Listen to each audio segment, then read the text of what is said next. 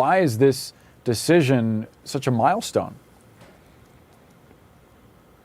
I think it's a big step. It's something that I and other advocates have been calling for many years, mainly because it helps to normalize naloxone use. Naloxone, as Biana mentioned, is something that is a complete antidote to opioids. If somebody is overdosing from, let's say, fentanyl, which is a very potent opioid, they could be dead within minutes because they'll stop breathing, they'll be unresponsive.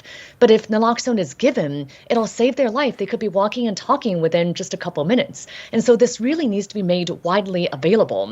Removing the prescription requirement is one major barrier that has stood in the way, but another is still in the way, which is that of cost. We still don't know how this over-the-counter prescription, or how this over-the-counter as opposed to prescription, is going to be priced. And if it's too expensive and people cannot pay for it, then it's not going to do much good either.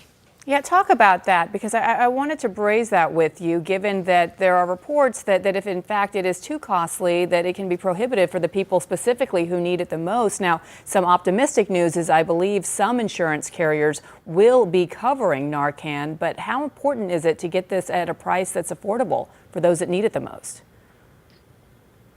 Well, right now, the nasal Narcan version can be very expensive. It can cost as much as $75 per dose, and usually it's given in a 2-dose pack, so $150. Most people are not going to be paying that amount to buy a just-in-case treatment that they might use to save somebody else's life.